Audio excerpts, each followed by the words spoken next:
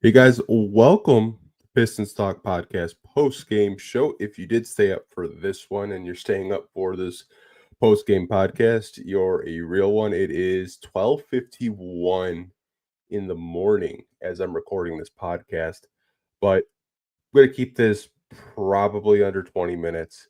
Go over these quarter notes, and if you guys want to talk about this game, have an overall thought, make sure to leave it in the YouTube live chat if you're watching right now. So let's get into it. So the Pistons were without a couple of players. Maybe some of you guys didn't see the Minnesota game. So no Kate Cunningham, still out with this calf contusion. No Ryan Holland, Marcus Sasser, Isaiah Stewart, Jaden Ivey. So um, they were without a lot of players, and they still managed to make this a pretty entertaining game for the most part. So, want to get that out. Tobias did play tonight, but only for a half, re-injured or maybe re-aggravated whatever he was going through with his Achilles tendinopathy, tendinopathy. So, want to kind of start the podcast off that way. The first quarter is when I was watching it, I thought it was the reason why the game was so hard to come back from.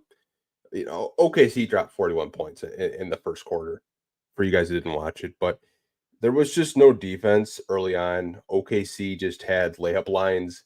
Um, and I think the reason why they were doing that is they had so much focus and attention on SGA. They didn't want to leave the 3-point line open, and OKC took full advantage of that. And like if you kind of look at the box score, both teams shot like crap from the outside from three tonight. But the reason why OKC like really won this first quarter was just getting into the painted area, um, from SGA to Kaysen Wallace to Chet Holmgren, even Jalen Williams had a couple. And they just really took full advantage of that, took advantage of the battle in the paint, which they did win, by the way. And their transition game, I think, gave the Pistons a lot of difficulties. And just when you play a team like OKC, they're always reaching for the ball. And you have to almost play like a flawless game of not turning the ball over because they're just so active defensively, and I don't really think the Pistons in the first quarter were 100% ready to play at 9:30. They didn't really start playing better until the second quarter, but end of the first quarter was 41-27 Oklahoma City Thunder to the Detroit Pistons. So going into the second quarter, Sar picked up his third foul, which I was like, crap. Like, Sar was a very big player tonight. They kept this game close with his activity, his playmaking, his rebounding, but he picked up three fouls in the second quarter. Jalen Duren did get to the line quite a bit. I thought that the Pistons really relied on Jalen Duren, to put the ball on the floor. And I thought he did a pretty good job for the most part tonight, putting the ball on the floor, getting to the free throw line. Overall, I like to see him be that aggressive against a guy. Inachet Holmgren is a little bit taller, but he's skinnier. And even going up against like Hartenstein as well, I thought he did a good job of just trying to bang down low on the post. Felt like he did get fouled a little bit more than the officials maybe noticed, but overall, his game offensively, I liked. There were a couple plays defensively where he was protecting the rim, which hey, baby steps at this point with Jalen Duren. We know the first couple months of the season, he wasn't really doing that. Probably since like the new year, he's been more consistent defensively on that end. But it's still a work in progress with him. I know it's going to take him a few more years to develop into like that two-way center that we want him to be. But he does show flashes from the time to time of protecting the paint, blocking shots, and you gotta like that. Now, I actually had a technical difficulty, and anyone that wasn't watching the game on ESPN, I was one of them. I watched FanDuel, and it crashed. So I had to switch back over to ESPN. I don't know why I pay for the service sometimes. Like it's $20 a month, and over the last maybe 2 weeks, it's crashed so much. Like I was watching the Tigers game a couple of days ago, and it crashed for a good like 30 minutes. I don't know what's going over there. I don't know what's going on over down at the FanDuel Sports Network, but like, please fix your app.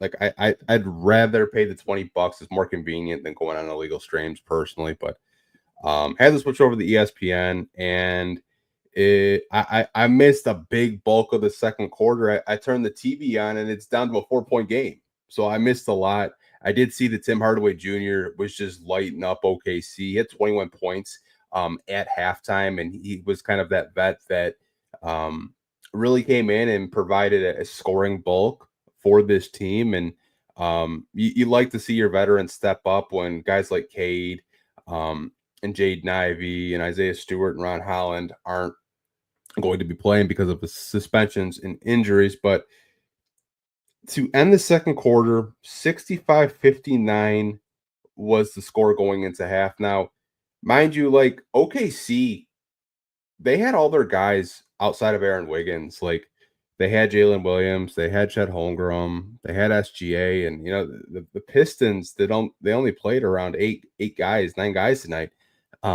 They came in and just competed. Like they could have said, you know what, like we're without like half our team, we're just gonna lay down, but they didn't lay down. They made this a game.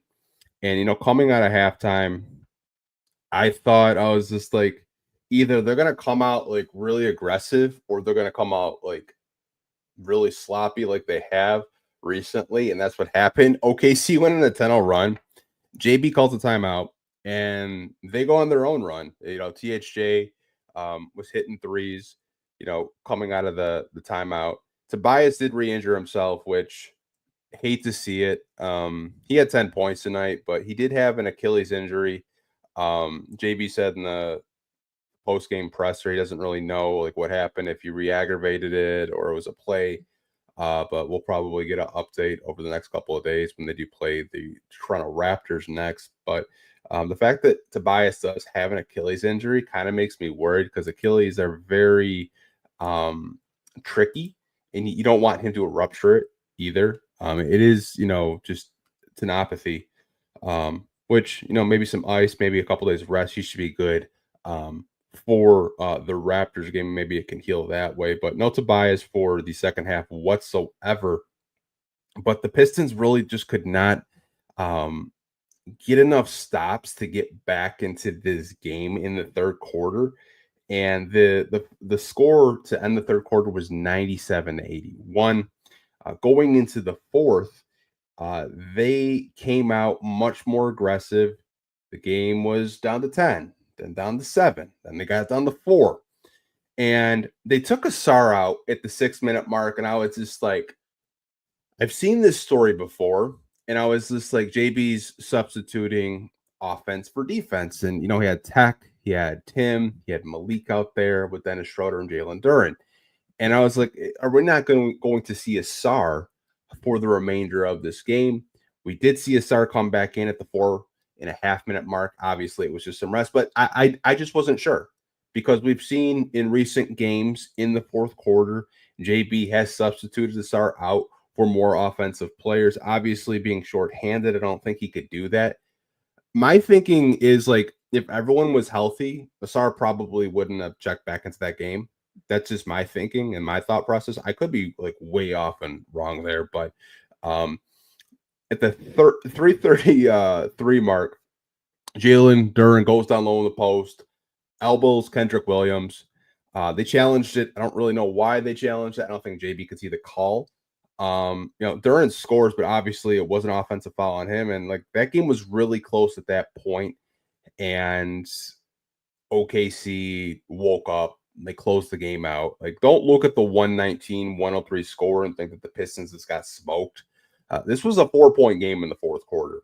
And for a minute and a half, OKC just couldn't stop scoring. But like the Pistons held them to like 5 points scored for 6.5 minutes in that fourth quarter. Their defense really stepped up, but OKC closed out. There was a little bit of yapping between Dennis Schroeder and SGA. Dennis kind of like gave him an elbow in the midsection because the game was over, and SGA decided to drive and kind of go to the free throw line, get more points, maybe stat pad a little bit. Dennis went all the way to their head coach, Mark Dagnall, and he was kind of yapping with the OKC bench. I don't really know what that was about.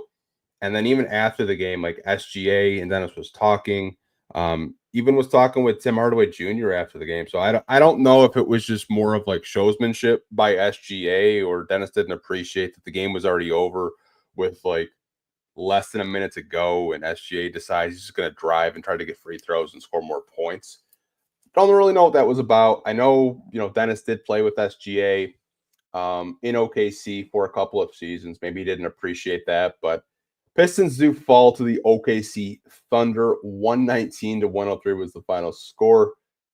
Obviously, I knew this game was going to be very tough given the suspensions that did come out earlier this week with the Detroit Pistons and the Minnesota Timberwolves. Obviously, not having Stewart for 2 games, Sasser and Ron Holland for a game. Cade Cunningham is still doubtful to even play basketball right now with this calf contusion. Got Tobias Harris back tonight, but he maybe re-aggravated his Achilles. Going to have to see what happens there. But, overall, I like the fight from this team tonight. This could have been a game that OKC could have won by, 40 points easily. They're one of the best. I think they're the best team in basketball. Just the way that they play, the defenders they have, and I could see that team coming out of the West making the finals. Like they're just such a good basketball team, and you have to tip your cap to OKC. Really good basketball team, good core, good coach. But overall, I'm just really proud of this team. Like they could have easily laid down and just said, you know what, like we're without half our team. Tonight's not our night. It was a nationally televised game, which I think is good for the Pistons part because like I think a lot of narratives from a national perspective I'm thinking of is like they were without so many players and it was a 4-point game at one point. Like this team doesn't quit. This team compete level doesn't matter who's out there for the full 48. They're going to compete and give themselves an opportunity to win basketball games. And I've told you guys before, like I honestly think when I turn on the TV watching the Detroit Pistons, they have an opportunity to beat everybody. Do they have the most talent? No. But defensively, when they lock in, they can play with anyone in the NBA. And I think as a Piston fan, that makes me extremely proud of this team. I know it's a Pistons loss. Obviously, we would have liked to get back into the win column. We do have a good opportunity, though, to get in the win column against a struggling, tanking, if you want to call it that, Toronto Raptors this weekend. So you have 2 more games of the week with Toronto. And I can't remember who else we play. I want to say it's Memphis. I could be wrong. I'm going to actually make myself look it up who we're going to play. I don't remember the schedule off the top of my head. Who do we play after Toronto? Yeah, Memphis. Okay, I did remember correctly. And you got a Memphis Grizzlies team right now that just fired their head coach, and they're kind of spiraling down the Western Conference. So, Toronto and Memphis, I think, are 2 winnable games for this team. If you end the week 2-1, I think a lot of Pistons fans are extremely pleased and happy. You're going to get a Marcus Sasser and a Ron Holland back next game for Toronto, which I think is going to be crucial. Isaiah obviously won't not be able to play in that Raptors game, but he will be able to play at home against the Memphis Grizzlies, which is a good sign. But I do want to open up the show to comments and questions with you guys, and then we'll wrap up this podcast. Again, I don't want to take up too much of your time. I know it's 1 a.m. I still want to do these post-game podcasts for you guys. I don't really care what time it is. I don't care if it's 1, 2, 3, 4 in the morning. We're still going to do these all season long. I think we've only missed one, and the one I did miss is a game I went to against the Brooklyn Nets. But I think I'm pretty consistent. We're almost 82 games in, and I'm still doing all this stuff. So win 25, tough first quarter, couldn't recover. I agree. I thought the first quarter thing was more of OKC just coming out ready to play, and the Pistons weren't fully committed. I think defensively, they were just kind of second guessing themselves, and OKC got so many easy baskets, layups, all that stuff like that. But dropping 41 points in our first quarter, most nights he'll probably win you the game. Even though the Pistons did step up for the remainder of the three quarters. OKC is just such a good team. You have to play flawless basketball just to beat them. Aaron Haman, OKC couldn't have dribbled out the game. I think that's what Dennis was a little upset about because the game was over. OKC was going to win it. And I think that's why he kind of shoved them a little bit. Like, you didn't have to really, try to drive and, score more points. Now, obviously, we don't really know if, Shea was actually going to do that. But I think by Dennis's reaction, he thought he was going to try to score more when, the game was OKC's. They closed it out over the last, minute and 30 seconds or so. And, they padded that lead. I think they were up like 117 to like 103 at that point. But I've never really seen Dennis that animated before. And I know, he just got here. Obviously, I've watched, other teams outside of the Detroit Pistons, watching playoff basketball. I've never really seen Dennis that upset, over something like that. But, overall, it was good to see them just kind of talk it out. I didn't want to see, more fights, more, shoving, because, at the end of the day, like that was a good game, from both teams. And, obviously OKC is just the more talented team. And I think as Pistons fans, we know that they have the MVP, in my opinion, in SGA, really good elite high level, secondary players like Jalen Williams and Chet Holmgren, and their bench is so deep. It's honestly insane. Like some guys on that team could be like second and third options on like good playoff teams. Like OKC is so damn deep, it's ridiculous. Uh Got a comment from Frank. It's a good effort, Pistons, despite losing rotational guys. Yeah, like you have to be proud of them for that. Like I mentioned it earlier, you were without Ron, who plays a big role in every Pistons games, brings the energy. You were without Marcus Sasser, who, you know, since Cade's gone down, he has played a little bit more, but it's still a good bench piece. Isaiah Stewart, who I think the Pistons really missed from just protecting the paint and interior wise. Maybe, OKC doesn't score 41 points in the first quarter if Isaiah Stewart's actually out there. But, overall, you just have to be proud of this team for, competing and trying to stay in this game and almost upsetting. Like that would have been an upset loss for OKC if, they lost to the Pistons on national television and the Pistons were without some key contributors off their bench. Shift God, this was a game we could have really used Hollins, Stu, and Sasser, but on to the next one. I agree. I think people are really seeing just the impact that a Ron Holland and a Isaiah Stewart bring every night. And I know us Pistons fans, we know what Isaiah Stewart brings. Obviously, there's been like a lot of nasty discourse with Stu's name. And if you guys are on social media, you know what I'm talking about. Like, does he even play basketball? All I've seen is fights. Like, Isaiah Stewart is one of the better defenders in the NBA, really good rim protector, top 10 in the NBA in total blocks. Like, he's a good player. But I agree. Like, Ron Holland and Isaiah Stewart and Sasser really, bring the energy for the second unit. Drew Thomas, I love that this team doesn't quit. And that's something that I've come to just expect out of this team. Like I expect the effort to be very high from the starters and the bench unit. And tonight was a prime example. You're without a lot of, you know, two starters and Jaden Ivey and Cade Cunningham. You only get Tobias for a half. The second half, he didn't have him at all.